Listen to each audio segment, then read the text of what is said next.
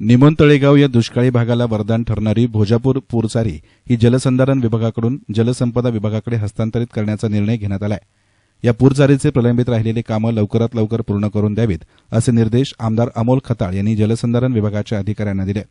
संगमनेर तालुक्यातील सोनोशी येथील गीतेवस्तीजवळ गायब झालेल्या पूरचारीच्या कामाचा शुभारंभ आमदार खताळ यांच्या हस्ते झाला। यावेळी बोलताना खताळ म्हणाले की जलसंधारण आणि जलसंपदा या दोन्ही विभागांच्या गुंत्यामुळे या तालुक्याच्या लोकप्रतिनिधींमुळे तसेच नाशिक जिल्ह्यातील पुढाऱ्यांनी आपल्या हक्काचं पाणी सिन्नर तालुक्यात पळवलं। त्यामुळे खऱ्या अर्थानं तळेगाव निमोण भागातील शेतकरी गेली 40 ते 50 वर्षांपासून पाण्यापासून वंचित राहिले आहेत। जलसंधारण विभागाने या पूरचारीचं काम केलंय, परंतु या कामासाठी नाशिकच्या जलसंपदा विभागाची सहकार्याची भूमिका राहिली नाही। त्यामुळेच खऱ्या अर्थानं हा दुष्काळी भाग अनेक वर्ष पाण्यापासून वंचित राहिलाय। परंतु आता प्रत्यक्ष आपल्याला या भागामध्ये भोजापूरचं पाणी आणून दाखवायचं आहे।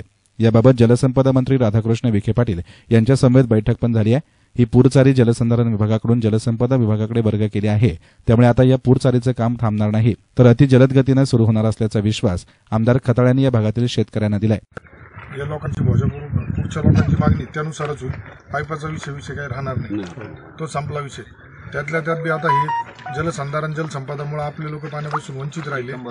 यांनी ठीक आहे, यांनी बघितलं मी काही यांचं काम झालंय, पण जलसंपदावाल्यांचीच मानसिकता थोडी नाशिकवाले जे आहेत साने मॅडम वगैरे या विभागाचं सहकार्याने नाशिकचे राजकीय नेते आतापर्यंत ते पॉवरफुली करून त्यांनी आपल्या वाट्याचं पाणी तिकडे ठेवलंय।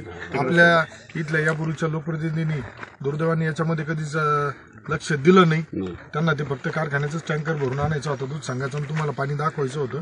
आपल्याला आता प्रत्यक्षात पाणी दाखवायचं आहे। त्यामुळे आता मंत्री महोदयांशी आपल्या विखे साहेबांशी बी यापूर्वी माझ्या चर्चा झाली, बैठक झाली आहे। आता हे जलसंपदाकडेच आपण पुन्हा वर्ग करून घेतो। काही अधिकाऱ्यांनी पण भरवले आणि तो प्रयत्न आपला।